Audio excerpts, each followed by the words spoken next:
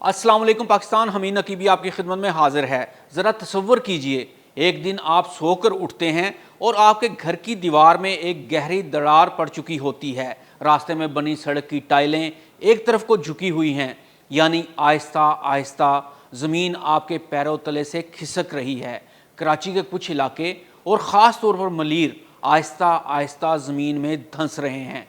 जी हाँ, ये कराची के लांडी और मलीर की सच्चाई है। 2014 से 2020 तक कराची की ज़मीन 15.7 सेंटीमीटर धंस चुकी है और लाहौर में ज़ेरे ज़मीन पानी की सतह 600 से 800 फीट से भी नीचे जा चुकी है।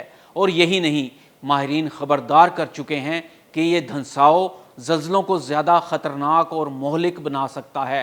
तो सवाल ये है, कराची और लाहौर में ज़मीन धंसने की असल वजूहात क्या हैं? क्या कराची के बाद लाहौर में भी ज़ल्ज़ले आ सकते हैं?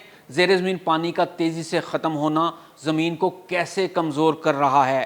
क्या वाकई ज़मीन के धंसने और ज़ल्ज़ले के दरमियान कोई ताल्लुक़ मौजूद है? अगर यही सूरत हाल बरकरार रही तो अगले 10 साल में क्या तबाही आ सकती है? चलिए इन सवालात के जवाब खोजते हैं और जानते हैं कि हमारे बड़े शहर किस खामोश तबाही की तरफ बढ़ रहे हैं। लांडी, मलीर, कुरंगी और कायदाबाद ये सिर्फ इलाके नहीं बल्कि ज़मीन पर लगी हुई संजीदा वार्निंग्स हैं। स्पार्को और सर्वे ऑफ पाकिस्तान के मुताबिक 2014 से 2020 के दरमियान ज़ेरे ज़मीन इन इलाकों में मुसलसल ज़मीन बैठती रही। रिमोट सेंसिंग टेक्नोलॉजी के ज़रिए ये वाज़ेह हुआ कि हर साल ज़मीन औसतन 2.5 सेंटीमीटर तक नीचे जा रही है। अब जान लेते हैं कि इसकी बड़ी वजह क्या है। ज़ेरे ज़मीन पानी का अंधाधुंध निकाला जाना, गैर कानूनी हाउसिंग सोसाइटीज़ जो ज़मीन की असल साख को तबाह कर चुकी हैं, रेत और मट्टी की गैर ज़रूरी खुदाई। कराची में ज़ल्ज़लों की एक बड़ी वजह यह धंसाव है और इस धंसाव की बड़ी वजह ज़ेरे ज़मीन पानी की तेज़ी से गिरती हुई सतह है। कराची की तामीरात और घरेलू पानी की ज़रूरियात को पूरा करने के लिए जिस तेज़ी से पानी निकाला जा रहा है, इस तेज़ी से ज़मीन का धंसाव जारी है और ये धंसाव ज़ल्ज़लों का बायस बन रहा है। 1 जून से 25 जून तक 57 ज़ल्ज़लों का आना इस बात की बार बार वार्निंग है कि कुछ बड़ा होने वाला है, हिफाजत कर लें। लेकिन हमारे पास कोई हिफाजती इक़दामात नहीं।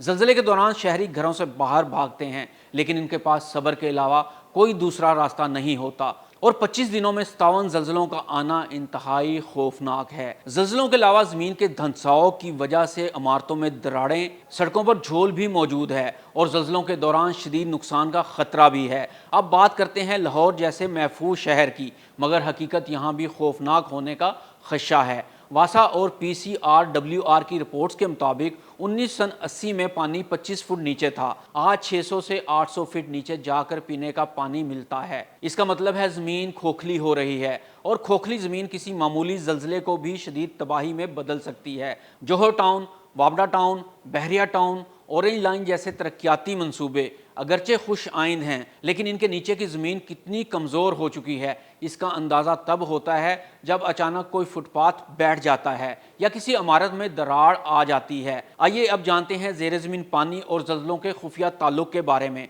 यहाँ एक हैरानकुन हकीकत जानिए, ज़ेरे ज़मीन पानी जितना ज़्यादा निकाला जाए, ज़मीन इतनी ज़्यादा खोखली और गैर मुतवाज़न हो जाती है। जब ज़मीन की अंदरूनी तहें दबाव में आती हैं और खला पैदा होता है तो ये ज़ल्ज़ले के झटकों को मज़ीद मोहलिक बना देती हैं। 2015 में नेपाल का ज़ल्ज़ला इसकी एक मिसाल है, जहां माहिरीन ने मुशाहिदा किया कि पानी की तहों में कमी से ज़ल्ज़ले की शिद्दत बढ़ रही है। तो सोचें, अगर लाहौर या कराची जैसे शहर जहां पानी की सतह नीचे जा चुकी है, वहां ज़ल्ज़ला आए तो क्या हमारा इंफ्रास्ट्रक्चर इसका सामना कर सकेगा?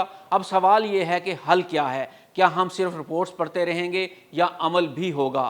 तो इन सब मसाइल के हल ये हैं, रिचार्ज वेल्स बनाएं ताकि बारिश का पानी दोबारा ज़मीन में जाए। ज़ेरे ज़मीन पानी निकालने के लिए कानूनी हद मुकर्रर की जाए। हर नई तामीर के लिए सर्वे लाजमी करार दिया जाए। ग्रीन एरियाज़ की बहाली की जाए ताकि ज़मीन की कुदरती ताकत वापस आ सके। ज़मीन धीरे धीरे बैठ रही है, हमारी आंखें बंद हैं और कुदरत हमें वार्निंग दे रही है। कराची के साहिल से लेकर लाहौर की फसीलों तक ज़मीन हमसे पूछ रही है, क्या तुमने मेरी हिफाजत की या मुझे निचोड़ते रहे? फैसला आपके हाथ में है।